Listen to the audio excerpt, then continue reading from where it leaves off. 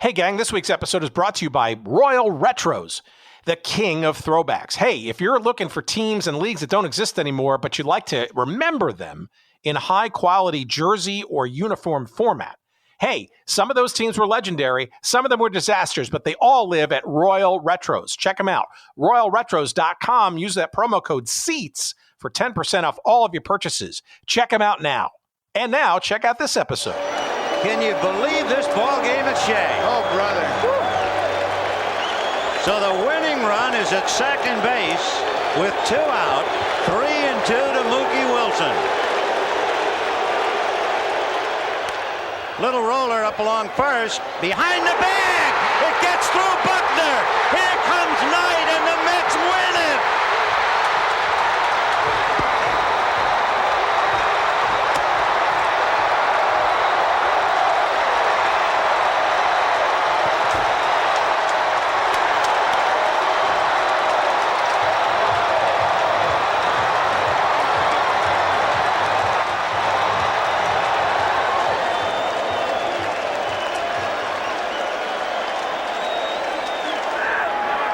If one picture is worth 1,000 words, you have seen about 1,000,000 words. But more than that, you have seen an absolutely bizarre finish to Game 6 of the 1986 World Series. The Mets are not only alive, they are well, and they will play the Red Sox in Game 7 tomorrow. Welcome to Good Seats Still Available, a curious little podcast devoted to exploring what used to be in professional sports. Here's your host, Tim Hanlon. Oh, doctor, what a memory. How are you, everybody? My name is Tim Hanlon, and of course, this is Good Seats Still Available, the curious little podcast that we like to do for each and every week that's devoted to what used to be in professional sports. I hope you're doing all right. I'm doing okay. And let's get this show going, shall we? Okay. If you're a Boston Red Sox fan, I apologize. You know, it's baseball teams have their ups and downs, and the Mets certainly have more downs than up, especially this season. As we record this episode, they are already 12 games behind the Atlanta Braves in the National League East, and I'm not sure they're going to gain much ground between now and the end of the year, but that's what it is to be a Mets fan. But not in 1986. In 1986, perhaps maybe not until Game 6 of the World Series, was it fashionable to be a Mets fan? Of course, we know that there was the sort of miracle comeback and the Bill Buckner gaffe at the end of Game 6 that gave the Mets a lifeline and a life raft, if you will, to a life preserver. Pick your analogy, to go on and win the series in the next game. A more dramatic World Series you probably wouldn't find. But those are, that's one of the very few high points for Mets fans over the decades of its existence. And we have a wonderful conversation for you this week with our new pal, Andy Gittlitz, who has a stupendous new book out. Depending on your political leanings or your view of society, this is an amazing tour de force about bigger picture issues as seen through the lens of one baseball team known as the New York Metropolitans. The New York Mets, this book is called Metropolitans, New York Baseball, Class Struggle, and the People's Team. And it's kind of like a love letter to the franchise that is the New York Mets, but it's also juxtaposed dramatically against the story and the history of modern New York and the New York metropolitan area.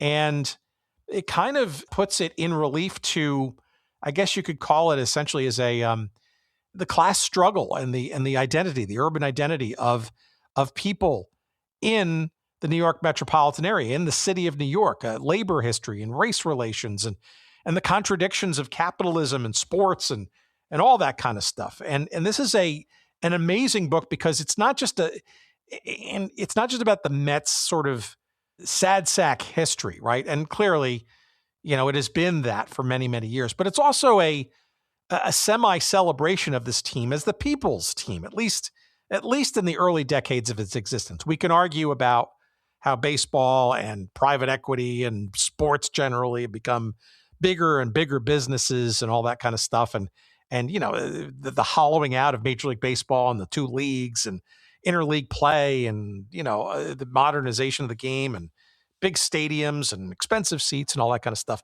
I mean, you've heard me lament about that over and over and over again. And I get it. It's business, big business. And I don't know if it has to be gigantic business and a money grabbing effort that kind of sideswipes fans who love the game and grew up with the game, or any sport for that matter, in the process. But it is absolutely clear that, like perhaps maybe the White Sox in Chicago, perhaps the old Oakland A's in the Bay Area, these are the Mets are a good example of a team that, when they certainly came onto the scene and for years thereafter, were looked upon as the other franchise, right, in a marketplace, right, in the shadow of the mighty New York Yankees, which was the only team left at the end of the 1950s, when 2/3 of the baseball firmament had gone to the West Coast, right?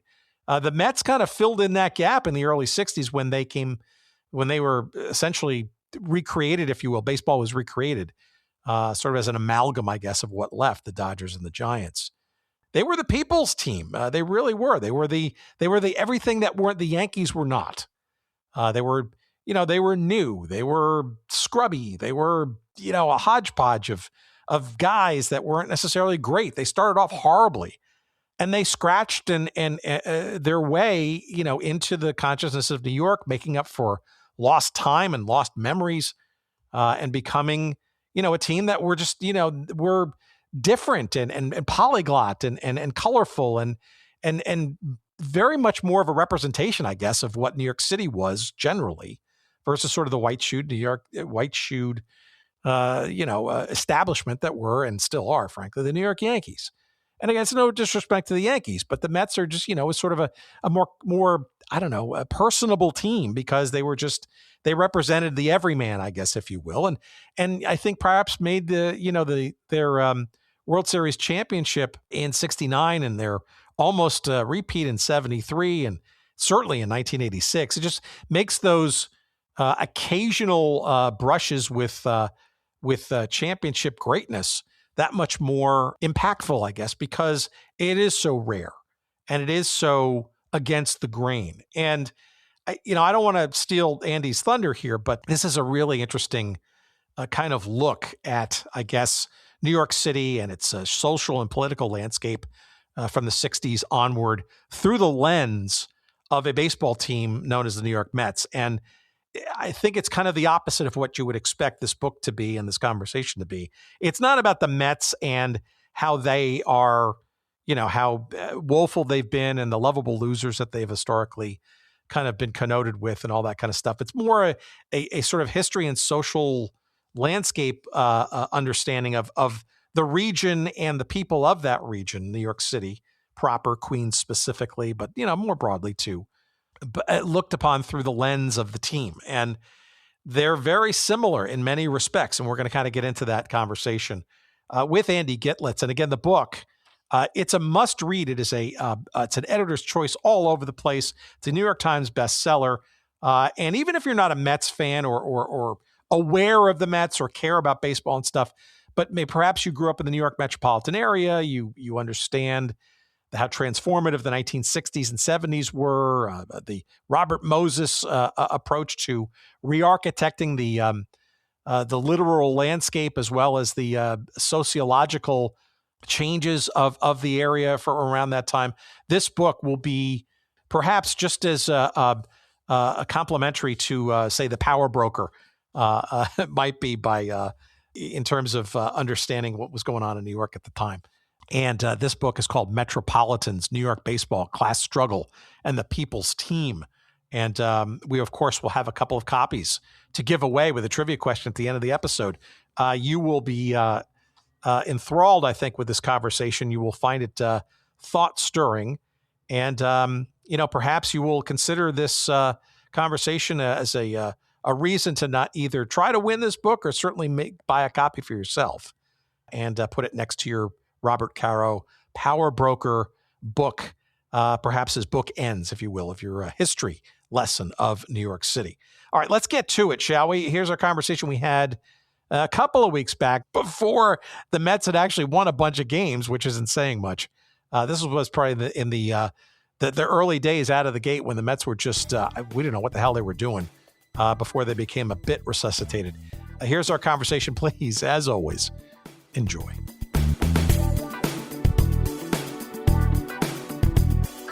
This book is a hoot. Not a hoot. It's, how can I best describe it? It's so much deeper. We'll get to it. Give our audience some background as to who you are and what your quote unquote proverbial day job is, and some understanding a little bit as to how you come into the world of the Mets. And we'll get into how you do such. But I'm curious as some background. So our audience would benefit probably from knowing a little bit about your bona fides, shall we say, as a Mets fan, which, sometimes isn't necessarily hard to hide. Well, yeah, thanks. I hope it's a hoot. If you found it to be a hoot, that's a compliment to me. So yeah, let's see. I guess so I was a Mets fan since I was a kid. I was born about 9 months after the '86 World Championship, and my dad obviously was very enthusiastic about the Mets. Took me to Shea a lot in the '90s, and in my early adolescence, 12, 13. Around then, I got more seriously into the team. This is when they were making a run in the late '90s, competitive for the first time since those great '80s teams. And obviously, this is also when I'm starting to get into kind of a teenage punk phase. And so I connected these two things. Like the Mets sort of came first before I got into like anarchism and punk and protest culture and that kind of thing. So it's a bit of a transition. And during that transition, the Mets kind of seemed like something from that world, a counterculture, a radical team, a political team in some way. And it was because, of course, they were their arch rivals were the Yankees. They had just started doing the regular season Subway Series, and there was no more exciting series than when they played the Yankees. And the teams, like the differences between them aesthetically, in terms of character, in terms of style of play, were very obvious in those series. But then also the Mets wore these black uniforms. And when the riots in Seattle in '99 against the WTO happened, I thought maybe there's some connection there. Maybe like wearing black is a symbol of you being against the system and wanting to take it down in some way. And that's what the Mets were trying to do, just in the baseball world, of course. They had to get over the Braves in their own division. The Braves had John Rocker, who was like an openly racist and homophobic, like proudly backwards reactionary redneck guy. And then you had the Yankees of Giuliani and Steinbrenner. And so when the Subway Series happens, I'm in 8th grade, I think. And I really felt that if the Mets could win that series, it would like fix everything. It would be justice. The underdog would have its day. The last shall be first and all that stuff. And when it didn't happen, I was, heartbroken and very disillusioned. And as my teenage years goes on, I get interested in those other things that I mentioned, and still like the Mets, but I wasn't, it seemed like a boyhood phase. But over time, as I continue to be involved in, Occupy Wall Street, the movement for Black Lives, and the resistance to Trump in the first term, and all that stuff, I see those things rise and fall. The Mets are always there, and they always seem somehow relevant, at least in moments when they're doing really well. And during those years, you asked what I did. I was a delivery guy. I delivered food, and I also delivered weed by bicycle back when it was illegal. And I would listen to games on my radio and like sit and compliment. That's great. It's great. And I'd sit and watch games at bars and stuff in my downtime, including the 2015 World Series, which I write about in the book.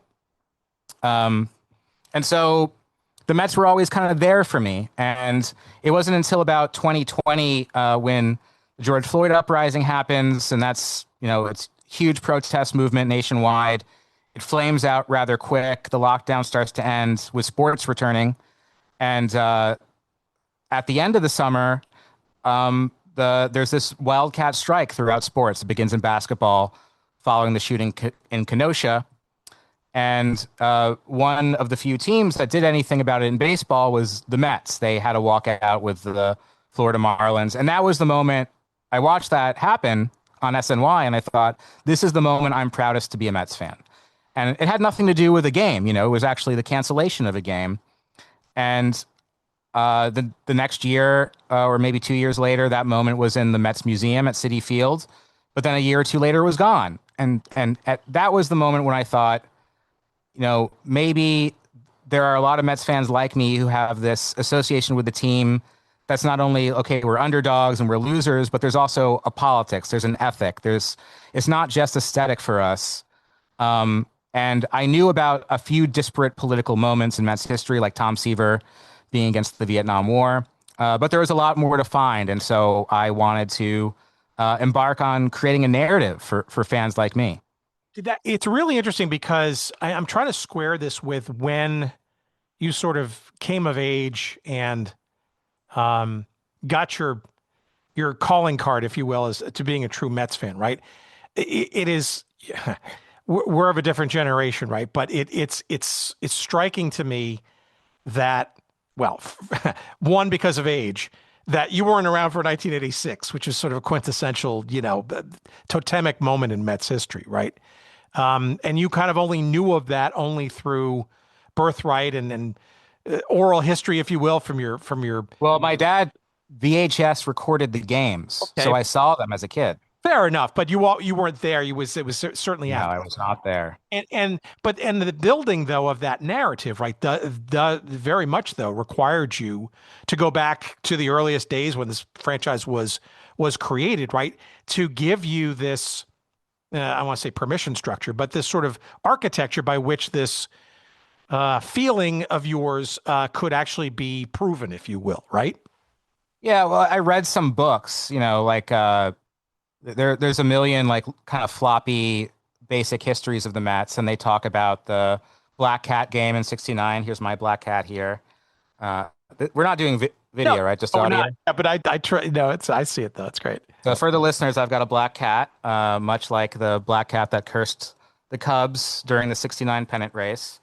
And yeah, they didn't talk about Tom Seaver in Vietnam in that book, and they didn't talk about Cleon Jones and participating in the civil rights movement and stuff like that. But I did get a sense from those kinds of basic histories that the Mets were always something of a countercultural team, an offbeat team, like an alternative brand to the Yankees that people sort of make of what they will with it. And of course, not all Mets fans are leftists or political. There's a lot of conservative Yankees fans, Mets fans too.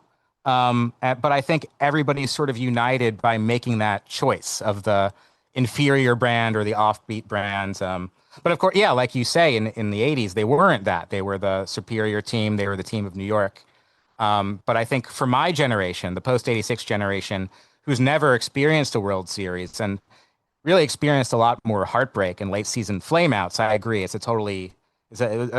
a unique generation of Mets fan. Well, let's dig into that for just a second, because I think it also would have been relatively easy for you to fall into the trap of the woe is me as a lifelong Mets fan, right? Because there's plenty of also floppy books or out of print books, right, that are devoted to just the sheer strangeness of being a Mets fan, right? But this book is so much more beyond that, right? So how did you separate the lovable losers or the second team in the New York area, the self-flagellation, I guess, and pride, if you will, of being a Mets fan, just by their nature?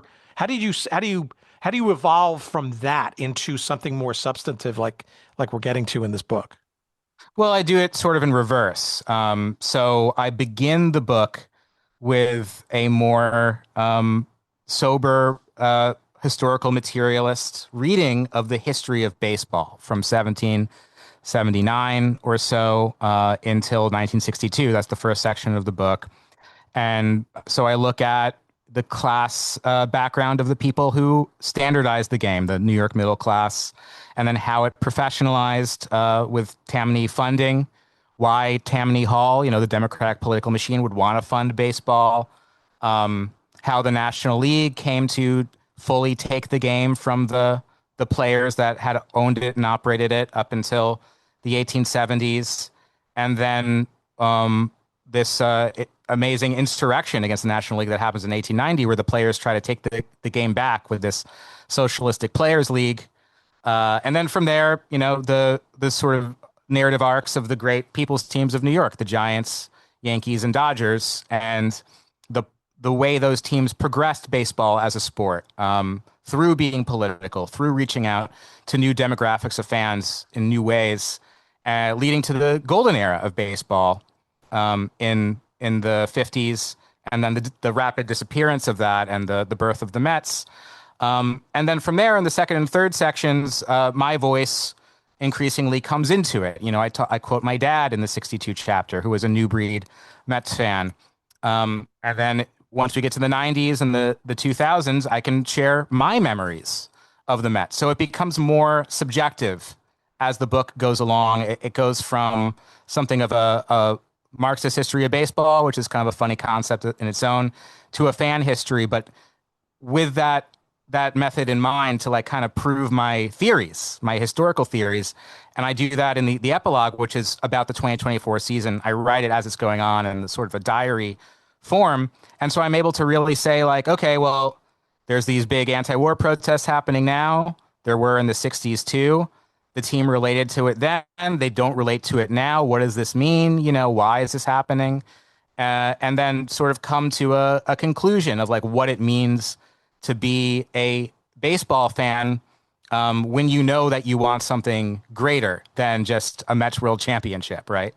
Yeah, for sure. And so a couple of things to unpack there. I mean, we've had Kevin Baker on this show about a couple of years ago. We had. I'm gonna do a talk with him on Sunday in Hoboken, so I'm hoping we can go to the Elysian Fields together. Tell him we said hello, and I know his first book was really kind of some of that overlapping that you're sort of talking about, sort of the really New Yorkness of baseball, right? Because New York and baseball are synonymous, certainly at least through that original period of time, right? Where it wasn't solely a New York game, but it certainly was very heavily influenced by everything around it, socially and economically and politically, as you're hinting at. So I want to say you stumbled on a treasure trove there, but I think it just is a very rhythmic harmony with sort of some of the things that you're sort of talking about. But I also find it interesting too that you mentioned your dad in 62, right? I mean, there was also an abandonment around that time, right? When the Dodgers and the Giants, ripped the hearts out of many baseball fans that weren't Yankee fans. And there was a hollowness for a short period of time there until the machinations that brought the Mets into being. I suspect that your dad was sort of living through that too, right? How did he, and then by extension, your story, is there, how do you harmonize that? Because I have to think that there had to be some soul tearing, if you will, that's part of the overall narrative there too, because there's abandonment, there's loss, there's the great team still lives, but the others don't. Maybe I'm projecting a bit, but no, that's a big part of the book. I really wanted to kind of retell that story of the Dodgers and the Giants leaving and how devastating that was for New Yorkers, not just for baseball fans, but the Dodgers, especially at that point, had been so central to Brooklyn identity and such a something that bound together all of the disparate immigrant groups that lived in Brooklyn, that them disappearing was the only thing I could compare it to was if some like a football team in Europe in some small town where there's nothing going on leaves. It was massively heartbreaking, and it was a political crisis for the city of New York because they were like many of the runaway factories that closed up and moved to less unionized parts of the country, or like in my grandparents' case, the example of middle-class white people moving to the suburbs and taking their tax base with them. They were a sign that New York City was declining in stature and leaving behind intense poverty and blight and division and segregation. And that had been going on before 57, of course. In fact, the ghettoization around Flatbush and Harlem, around the Ebbets Field and the Polo Grounds, was a major reason why those teams left, because suddenly fans from the suburbs don't want to park their cars around there. And so attendance was shrinking, especially in the Polo Grounds. But those teams leaving really showed to New Yorkers how the crisis was real. And now you don't have the distraction of two National League teams in this intense rivalry with one another to kind of pretend it's not happening. And so as soon as they leave, there's this deluge of angry letters coming into City Hall. And Mayor Wagner forms a commission to bring baseball back. And it was no easy feat. He had to team up with Robert Moses and Robert Shea and Branch Rickey. And they concocted this elaborate scheme called the Continental League to bring baseball back to New York. And I tell that story in the book.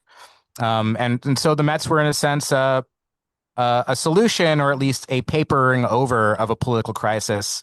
That also was an attempt to further Robert Moses' agenda of linking the city and suburbs, or building a new Central Park for New York in Flushing that would sort of make it clear that the divide was no longer city and periphery, but the suburbs and city were all one metropolitan unit. And that, along with a reference to the 1880 Metropolitans, was why the team was called the Mets.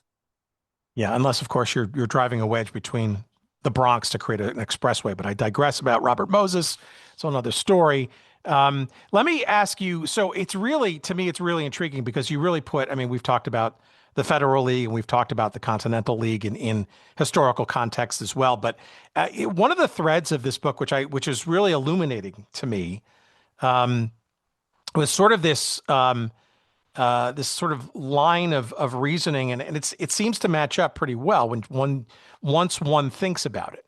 And I'm not sure the average Mets fan or the average baseball fan does, but this idea of sort of how can I best describe it? Sort of understanding or putting players, if you will, into the context of not as players per se, but as workers, right? People that are part of unions, part of labor organizations, if you will, right? I mean, these are guys that, essentially grew and matured with the teams and the leagues and the monies that came with that, right?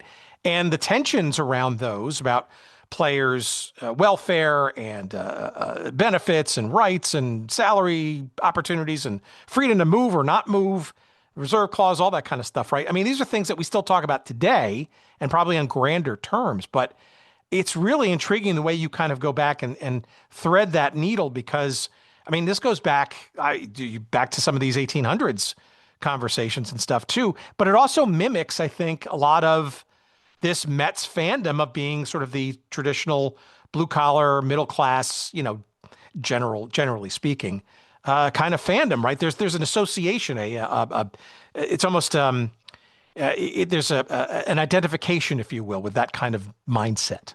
Yeah, well, of course, the players were, since professionalization, they were always workers, and until very recently, they mostly came from the working class. U.S. born players today tend to come from the upper class. That's a whole other story. But yeah, it's easy to forget that, though, and it always was, because they seem to be so well paid. Like, traditionally, they were much better paid than the average American worker, although that did change for a bit in the 40s.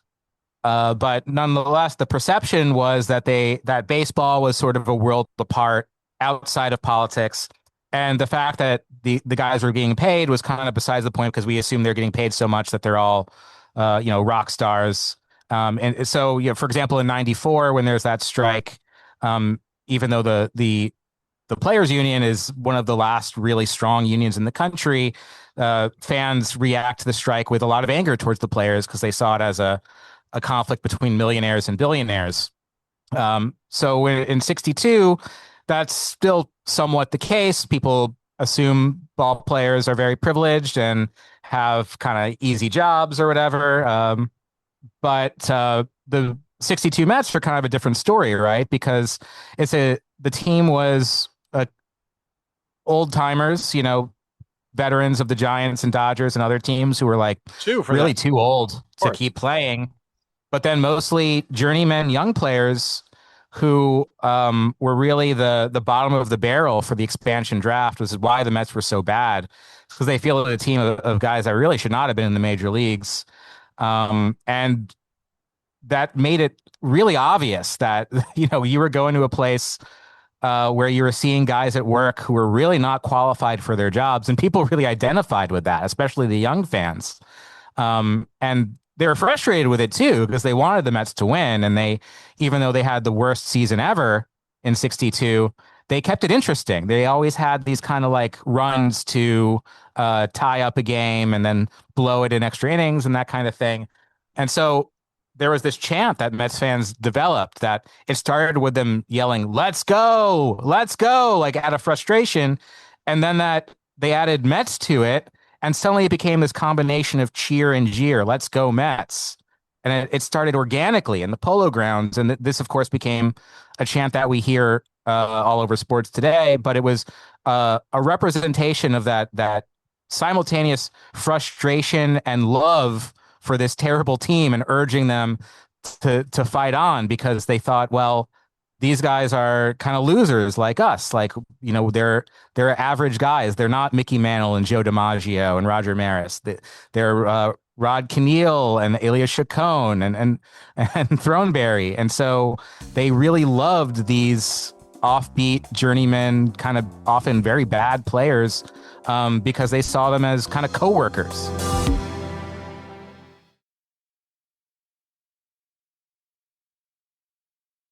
I also think it's interesting too how you sort of underline or highlight or add some extra glow or meaning to some of the higher points in the Mets' history, because it does almost underline some of the more overarching themes and dynamics that you sort of more broadly bring into the mix. So for no better example than 69 Miracle Mets, right? I love how you juxtapose the time of 1969 and almost a heightening of, I guess you could sort of call it, I think you do call it the new left, the war protests and all that kind of stuff. And in many respects, there's an identity attached to this team, whether real or imagined, where, this is part of perhaps something more broadly cultural for some cosmic reason. I think it'd be very easy to fall into that sort of belief set right around that time. I know you weren't there, I wasn't there, but it seems like that's what's the portrait that you were trying to paint there a little bit. No? Yeah. Well, the second thing that I knew it could have been a book in itself, was just the 60s Mets and its connection to the counterculture, because I had been working on another project researching like 60s downtown Bohemia and radical milieus and the beatniks and yippies and all this stuff. And reading that stuff, there's a lot of references to the Mets. Like Jerry Rubin in his manifesto, Do It, said, people ask me for our political program and I give them a Mets scorecard. And he, in another place, he says, I want politics to be as exciting as the Mets. And when the SDS falls apart in 1969, with rival factions chanting ho ho Ho Chi Minh or Mao Mao Mao Zedong, depending on what side they were on, this one faction goes out chanting let's go Mets. And the downtown countercultural paper, the East Village Other, added a Mets sports section. Ellen Willis, who was a founder of the revolutionary feminist Red Stockings, wrote about the Mets in her Village Voice rock columns in 69. It was a real phenomenon that included the New Left, but that was very natural because the first Mets fans were children of the baby boom in the New York metro area. A lot of them had participated in the civil rights movement. Two of them were actually killed in Mississippi in 64. I talk about that in the book. And so the attachment to the lovable losers, the underdogs, is a sort of natural thing for that milieu to gravitate towards. And I think the Mets were branded that way. But it wasn't just I forgot how you put it, like a fantasy, or it wasn't just this cosmic or vibe connection. I think it is somewhat like that today. Like, people think the Mets are a leftist team today, but what do the players really think? We can only sort of guess. But in the 60s, the Mets were the youngest team in the late 60s. They were the youngest team in baseball. And actually, quite a lot of the players were part of the New Left. Cleon Jones and Elio Chacon had participated in a sit-in against a restaurant that refused them service in Florida. In 68, the Mets were one of many teams in baseball to vote to not play before the funeral of Martin Luther King Jr. after his assassination, and then one of very few teams in baseball to vote to not play before the funeral of Robert Kennedy when he was assassinated later that year. And that really gave the team this public sense that they were a clubhouse that had politics, that met and decided we're going to strike today out of respect for Dr. King and Robert Kennedy. And then in 69, really, this is the most stunning example. When the Mets are on their way to the World Series, Tom Seaver tells the press, if we can win this World Series, we can get out of Vietnam. And really, as far as I know, no white athlete before or since had said anything like that, especially the biggest pitcher in baseball on the eve of the World Series. Muhammad Ali, of course, was against the war. Kareem Abdul-Jabbar, the Olympic runners in 68. These are all black athletes that took a lot of heat for doing that stuff. And the fact that Seaver said it and the fact that there was very little uproar about that, it was, first of all, showed how much heat those athletes took, but also how kind of natural it was for the Mets to make these statements. And then when he pitches on Game 4, which was the date of this huge protest against the war nationwide called Moratorium Day, there are yippies pamphleteering Mets-themed pamphlets against the war outside Shea. A skywriter writes "Stop the War" above Shea Stadium, and a lot of the fans sit down during the national anthem. I don't think Seaver really liked all this stuff. His brother was an organizer and a beatnik, and maybe put him up to saying that stuff. Seaver was an ex-Marine and maybe not quite as radical as his brother, and he didn't say much political sense. But it was clear that him and a lot of other members of the team, including Ron Swoboda, who and other players who went to Vietnam after the World Series and wrote about how horrified they were there, were very sympathetic to the movement. It's also at a time when New York was not so lovingly called Fun City, right after Maryland, kind of unaware comment, so to speak, about how sort of ignoring all the problems of New York and still considering it a quote unquote fun city. But this is quintessentially a New York, as much as a New York story as it is a broader people's team kind of story. For our audience who's not been blessed or cursed by growing up in the New York metropolitan area like we have, can you kind of at least give a little bit of a sense of how the Yankees play a role in your narrative? I think most people understand sort of the general dynamics between Yankees and Mets fans and the bases of their fan bases. But it goes a lot deeper, and it's not just a rivalry and a hatred per se, but it goes far deeper, and I think it very much also it goes deep along the fault lines of the story that you lay out in this book. Yeah. So I don't hate the Yankees as much as I did when I was a kid, because like you said, growing up in the 90s in Westchester, everyone in my high school was a Yankees fan. There was a handful of Mets fans, middle school actually. Kind of a little bit, right? Say that again? Geography kind of dictated that a little bit, right? Yes, and then also, when one team is doing so well, and the Yankees were one of the greatest teams ever in the late 90s, people jump to that team, or they become real fans of that team because of how exciting they are to watch. And I think that's gone back and forth throughout the history of the Mets and the Yankees. The Mets were more popular in the 60s and in the 80s. Yankees were more popular in the late 70s and 90s, right?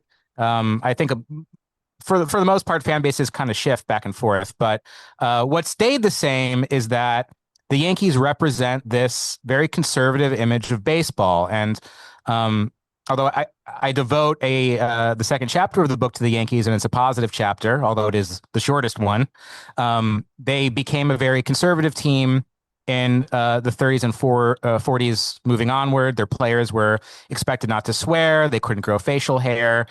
They were one of the last teams to integrate in the 50s, which really was part of the reason for the fall of their dynasty in the 60s. And also the atmosphere at Yankee Stadium was very suburban, very button up, very respectable in the 60s. And so the Mets, the organization, knowing they needed to have some branding and some marketing to explain why people should see this team that was going to be so bad in their first spring training, knowing that they needed to figure out a way to sell the team, knowing that they'd be so bad, invited feature writers to join the traditional pool of sports writers in Florida, telling them that there was going to be this big grudge match between the Mets and Yankees in spring training, and just let them have their imaginations run wild about what this team meant as the anti-team of the Yankees. And among them was Roger Engel, who was a fiction editor at the New Yorker at the time, who didn't care much for sports, but he became known as the poet laureate of baseball. He became one of the great baseball writers. And there was a lot of stories like that. Stan Isaacs from Newsday, and another writer whose name escapes me right now, who actually called the Mets the people's team on the beat during spring training, and started writing about the team in a very unique way, of these like kind of funny character studies of the players. And Casey Stengel, who reminded young writers of a beatnik with his like weird freewheeling rants and stuff. So immediately, young writers who were influenced by beatniks and Jimmy Breslin, people like that, who wanted to inject some color into sports writing that could be so bland, really gravitated towards the Mets. A lot of Yankees writers begged to switch to the Mets beat, even before they had played their first game. And so the contrast was really sealed at the Polo Grounds when the Mets regular season begins. And the TV broadcast panned the crowd, which I think was maybe an innovation or hadn't been used much up until that point. And the Mets fans start showing up in crazy outfits and having like funny signs because they want to get on camera. And that only causes more people to go with signs and outfits. And so the Polo Grounds becomes this like wacky happening, like the Price is Right crowd. Everyone's trying to get some attention on TV. It makes it very young and loud and funny and boisterous. And everything that the Yankees is not. Exactly. Yeah. There's this great fan documentary from '63 called The New Breed, where they interview Mets fans, and they interview one of the beer sellers at the Polo Grounds, and he says, yeah, Mets, this is great for business. Mets fans buy a lot of beer. They buy a lot of hot dogs. They spill it on themselves and have to buy more. And you'll never see this at Yankee Stadium because people don't want to ruin their suits and ties. You're right. It is crazy. I think people around the edges who do kind of waver between fandom of these teams based on how well how they're performing on the field and stuff. But yeah, it is. I mean, aside from that, or at least the more, I guess, rigid structures, maybe you could argue now not so much, right? But it was almost by birthright, right? You grew up in New Jersey like I did, or Westchester, New York. No, but I grew up in New Jersey. You grew up. Okay. But those are two suburban fields where there's no debate. You're a Giants football fan and a Yankees baseball fan. It is for an historical reason, right? But Queens and Long Island, I mean, all these other places where it's interesting how geography almost could be sort of a somehow dictates a little bit about sort of where your fandom, at least around those times, could be. But it's also very interesting too when you talk about like 1986 in particular, or in the 90s with the Yankees. It is those windows, if you will, those superior performing windows of I don't know, dalliances, trying out the other team a little bit, or what's the other side look like? I mean, it's almost like, I don't want to call them recruitment vehicles, but it's an interesting dynamic by which to woo new fans from the other side and giving them a reason to do so because they're doing so well. Now I'm really projecting, but it's just really a weird dynamic being a New York baseball fan because it's not as deeply rooted as historical lineage might necessarily have warranted back in the day. Well, I think there's two things going on. One is, yeah. So you and I probably got our fandom from our parents, and my dad grew up in Long Island, so you're right. That is um, a big part of why he became a Mets fan. And yeah, there are these sort of geographical lines that, of course, I think blend as time goes on with, like you could drive to Yankee Stadium or Citi Field from it takes roughly the same amount of time, depending on where you are in Westchester, Connecticut, or so you'll find fans anywhere. But I agree. There's these sort of geographic areas where it's natural to support one team or the other. But then a lot of New York baseball fans are people who moved to New York, right? Either because they're immigrants or because they're bored in Ohio or Florida, and so moving to New York, they want to feel some authenticity. They want to feel some part of the city, and so they make a choice about what sports teams to support. And there's no more important choice in that regard than if you want to be a Yankees fan or a Mets fan, and like what that means to wear that hat versus the other hat. And like, so for example, in what's called the Commie Corridor, the sections of New York where people really supported for Zoran in these wide margins, that's Mets territory, right? And then in the Bronx and Upper Manhattan, which is, you can't really call that a sort of class division, really. There's a lot of working class people and ultra wealthy people. They tend to gravitate towards the Yankees, but really there's a cultural division between those two groups of people too, the people who sort of choose to support one team or the other, and why they make that choice. And really it comes down to, do you side with the heights of New York, the skyscrapers, the penthouse, the boss, the boss Steinbrenner, the greatness, the trophies? Like, when you aspire to be New York, is that what you think? This is what Frank Sinatra's New York is all about, right? It's like about a guy moving to New York and imagining himself being on the top of the heap. Or do you identify with the streets, with the shadows of the skyscrapers, with the losers, with the bums? And this is sort of what the outer borough fans of Queens and Brooklyn and Lower Manhattan tend to gravitate towards the Mets. It's more of like a hipster thing, a leftist thing, a countercultural thing. And I think the same thing plays out in the broadcast radius too, of what teams someone might choose. And certainly I think I became more of a fanatic of the Mets because I saw it as being countercultural to the Yankees fandom.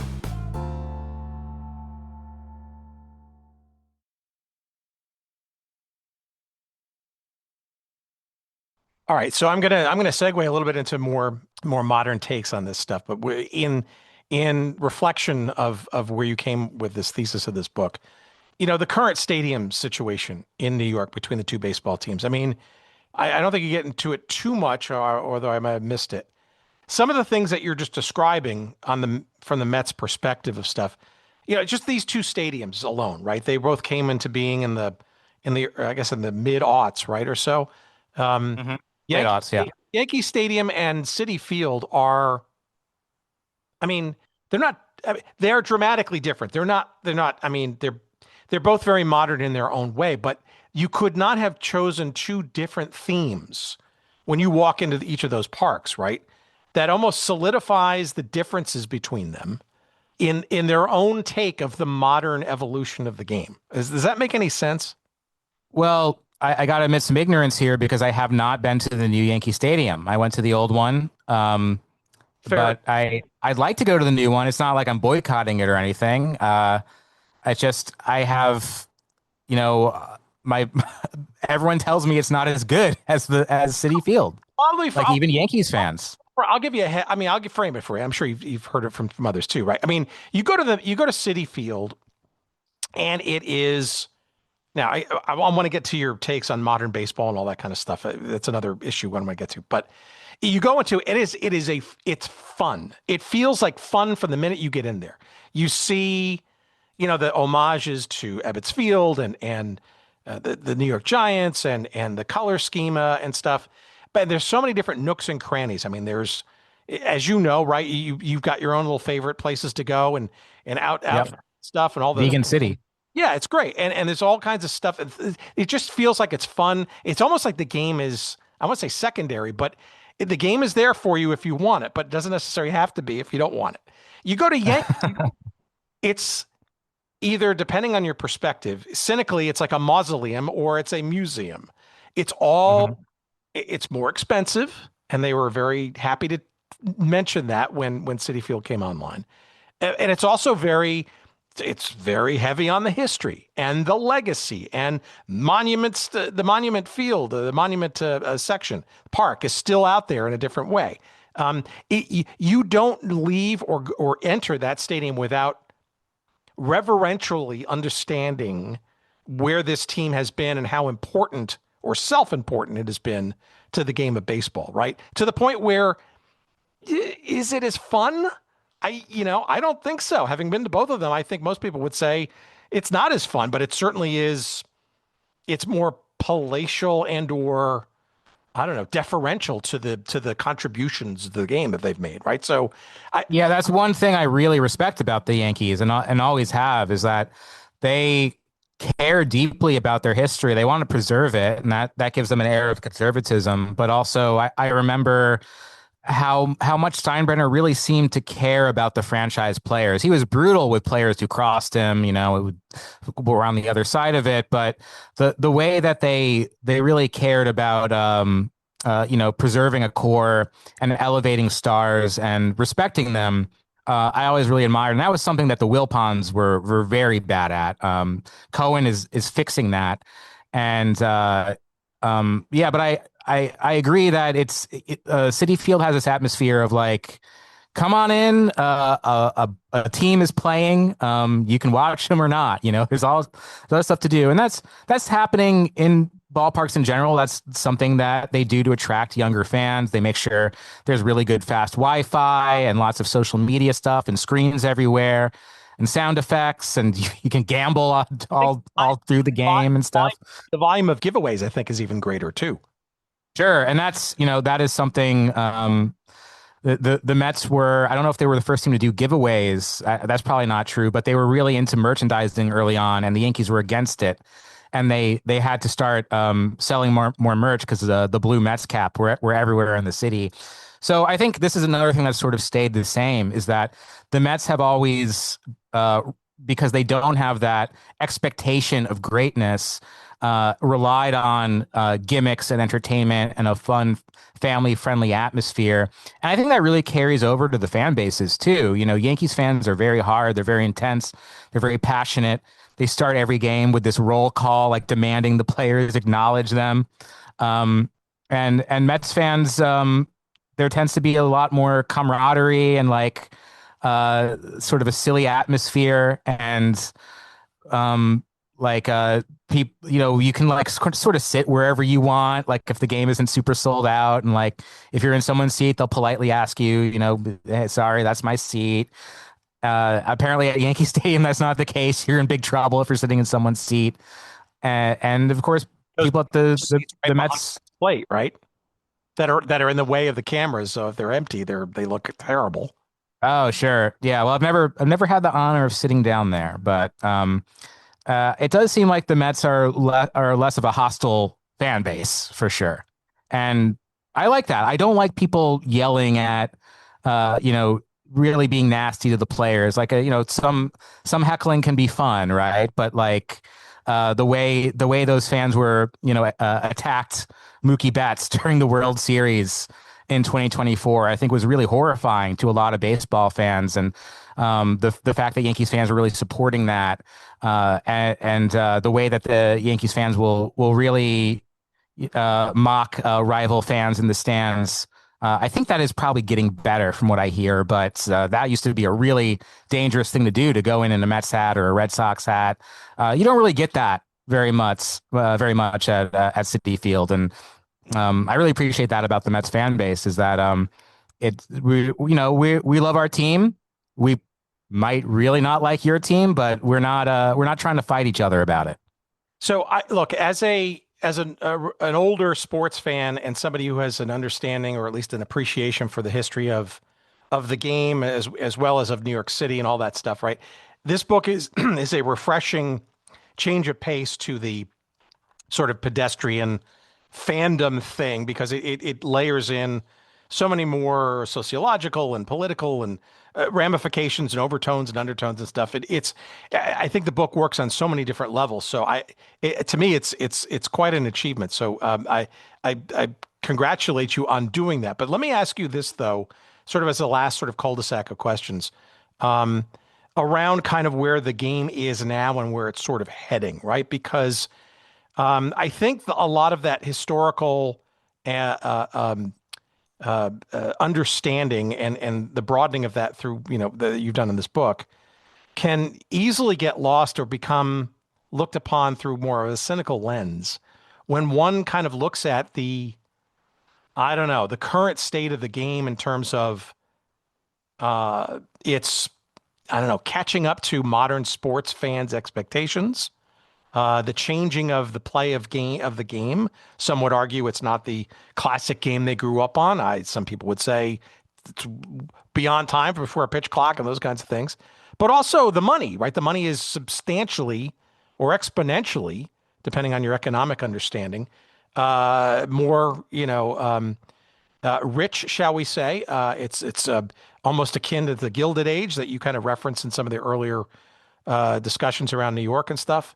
And I guess just, like the blending of the National League and the American leagues, where the labels kind of don't really mean much anymore because they're all playing each other now. It's not even a rarity, until playoff time.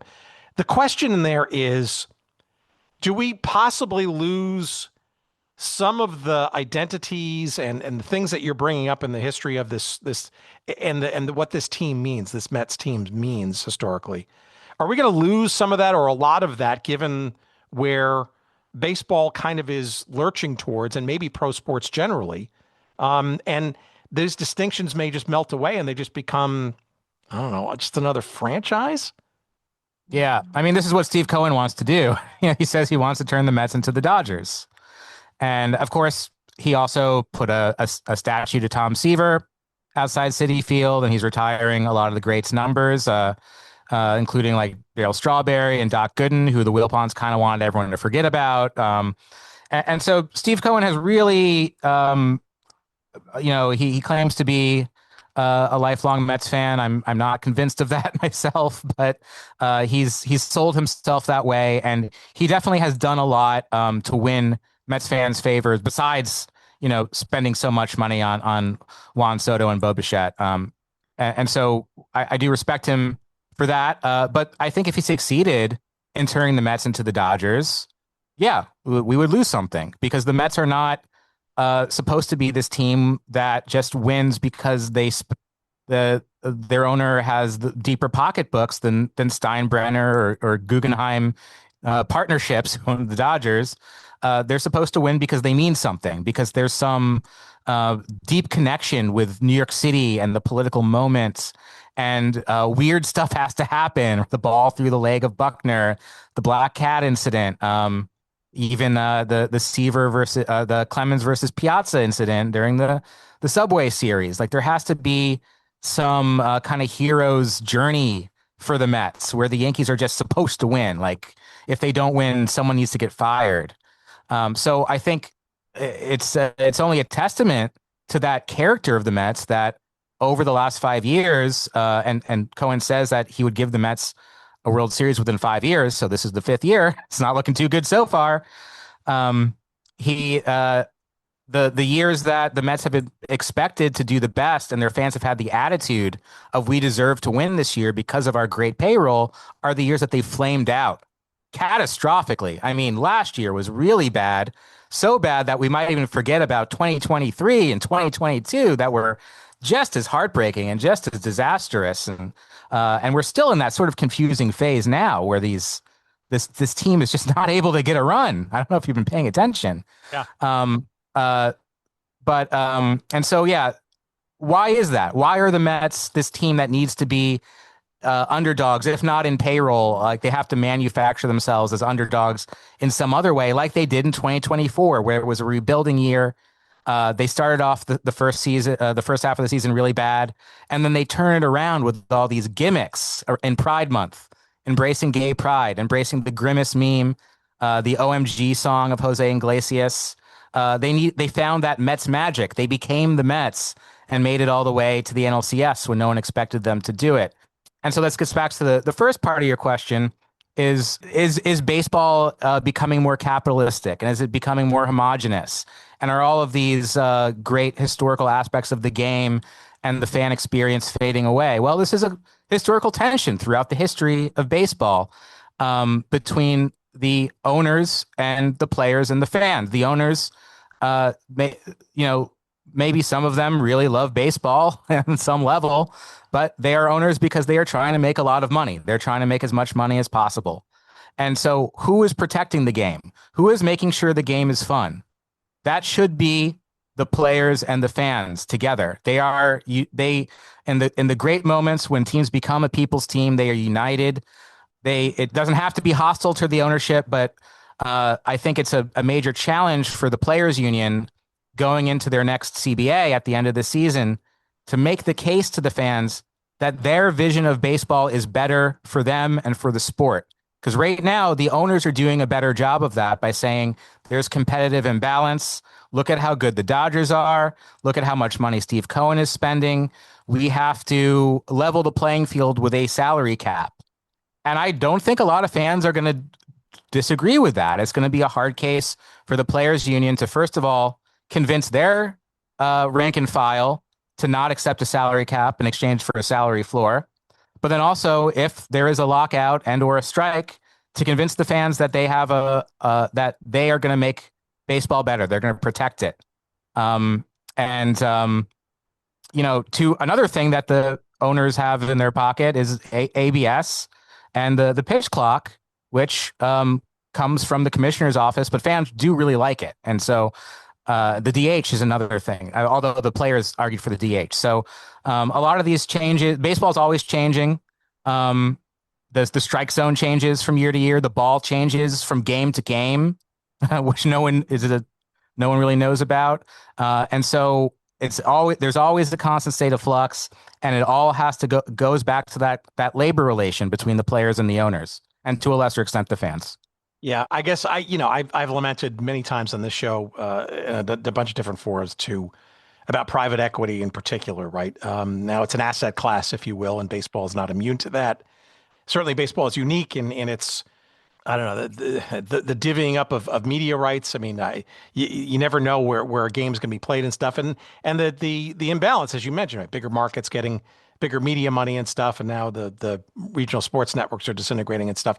To me, it just feels like we may be nearing, I feel, a kind of a peak sports moment when it comes to investment and stuff. I want to call it a bubble, but when sports and sports teams really become more about it's an asset class now versus individual ownership or pride of ownership or any of that kind of stuff, right? When it becomes a business with a capital B and more, I don't know, more expendable, I guess, or it's more like a widget, or if you will.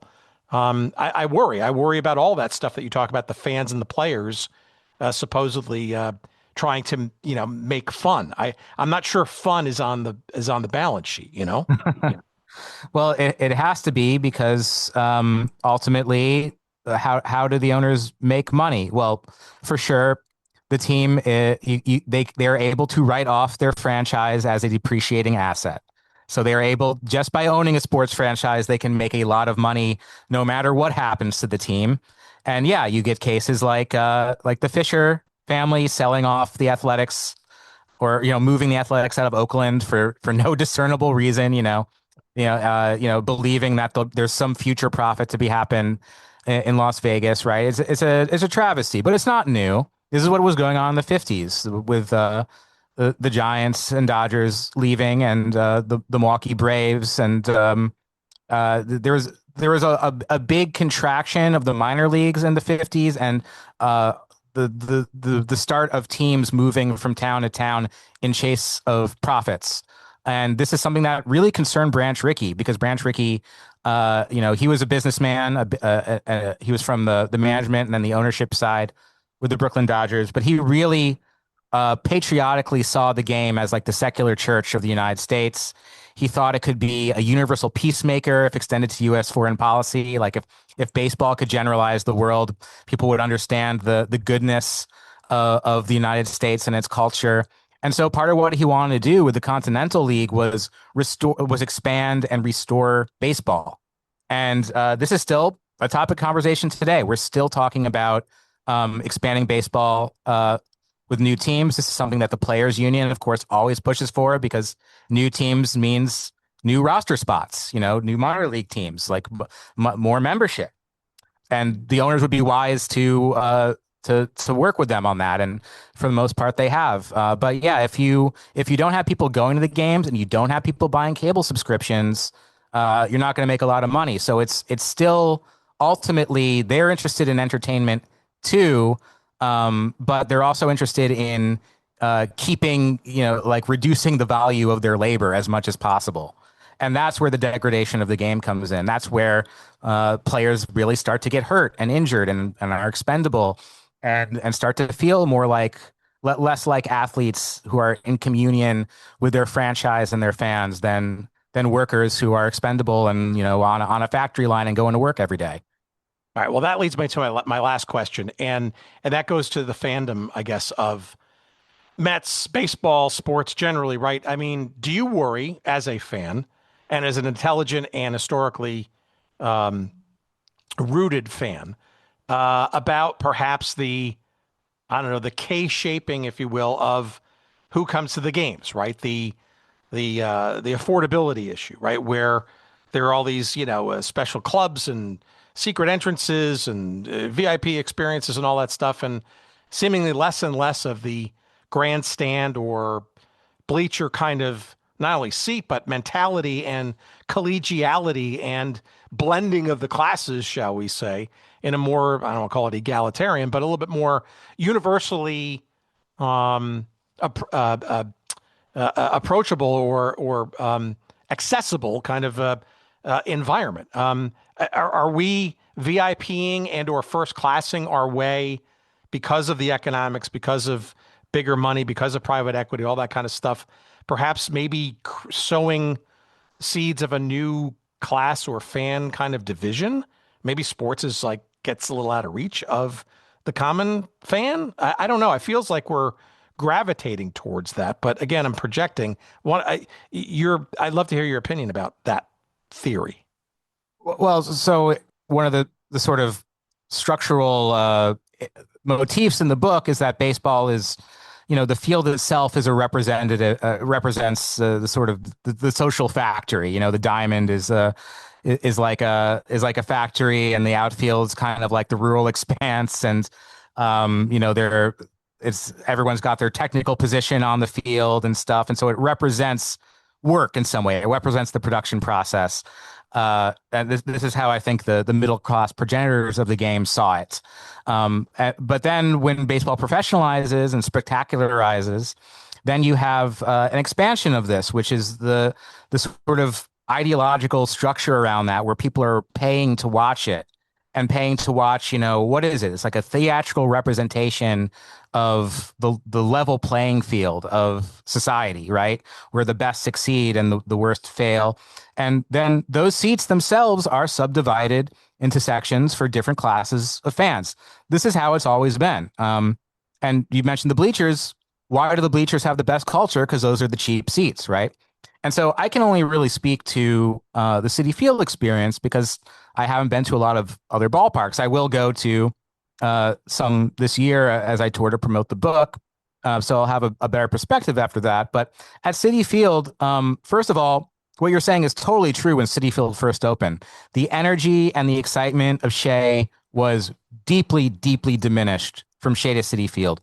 Not only because the Mets were really bad during those years, because of the Wilpons' involvement in Madoff and the team being nearly bankrupt for so many years, but also just the vibes were off in those years. And something happened over the course of the next decade, from like the early 2010s to today, that really replicates what happened to the Mets in the 60s, which was the fans made their own culture there.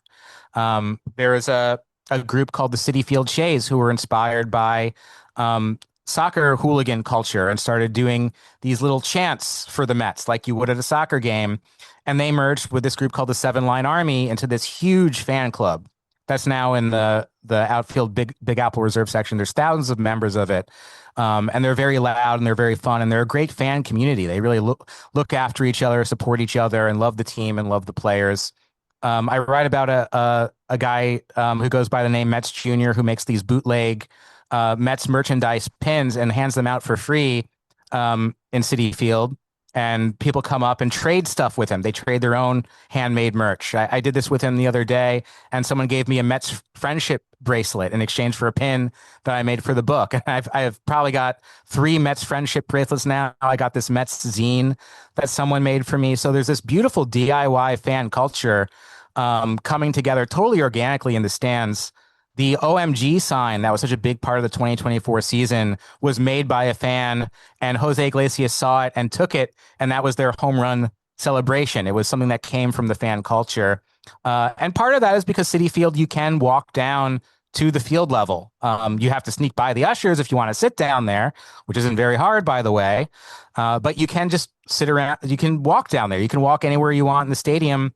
And I think that's part of what has made the vibes better there in recent years, is you can go visit your friend on the field level. You can go see the game from the field level. And that free mobility, although of course that class structure is still in place, you can't sit behind home plate. I'm sure there's a way you can sneak down there. I haven't tried. But other than that, you're totally right. The more these boundaries come up, the more restricted the fan culture feels, and the less energy fans will have, and the less energy the fans can give to the players, which I think has some effect. Well, and that's the last thing the Mets need, is that kind of deflation, right? Exactly.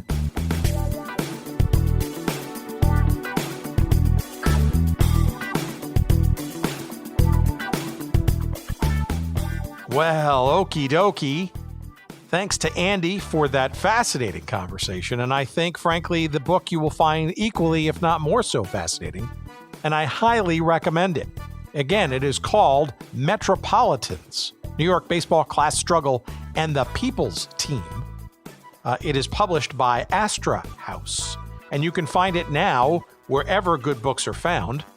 And of course, if you'd like to give us a couple of shekels of referral love and help keep our lights on here at the old podcast, we'd love it if you consider purchasing it through one of the links here in the show description of this podcast, wherever you get it, however you get it, or going to our website at goodseatsstillavailable.com, where we post all these episodes.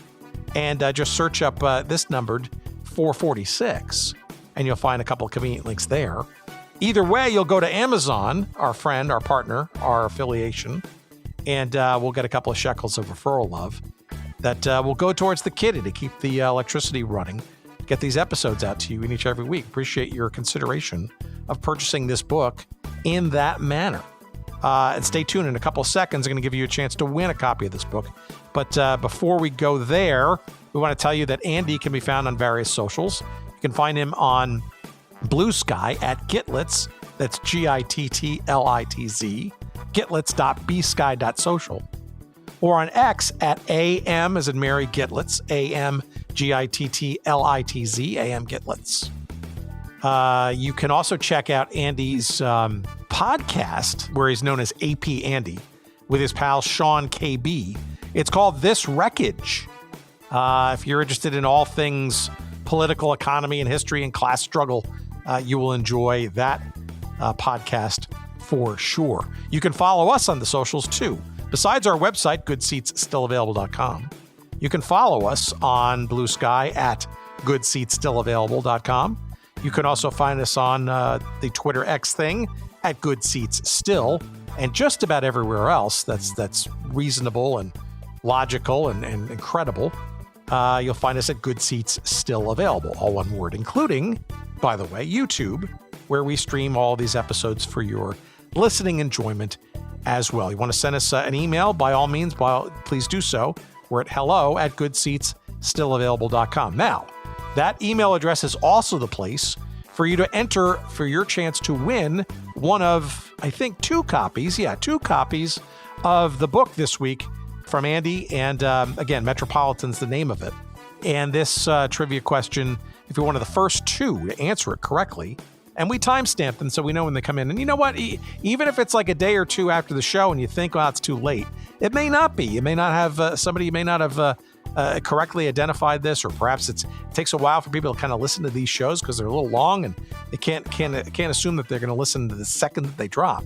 So, even if it's a few days or a week or two, maybe even since the show dropped, you may give yourself a chance by sending us a note and telling us what you think the answer to this question might be. Okay, we know that the Mets won only 2 World Series championships, the aforementioned 1986 miracle against the Boston Red Sox, as well as their breakthrough in 1969.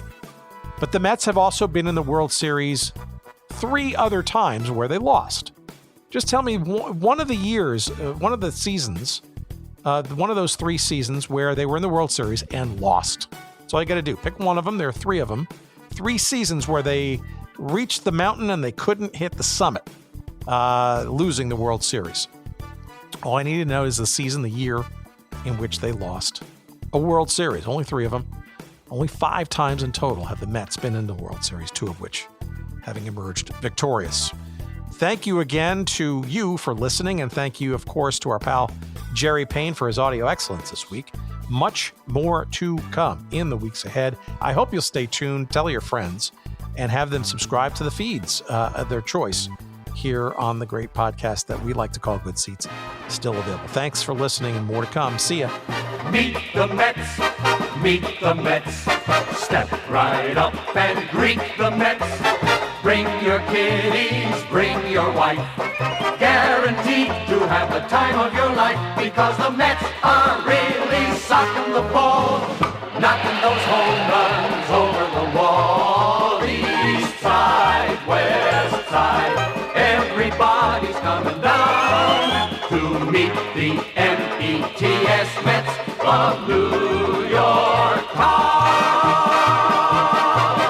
Oh, the butcher and the baker and the people on the streets, where do they go? To meet the Mets!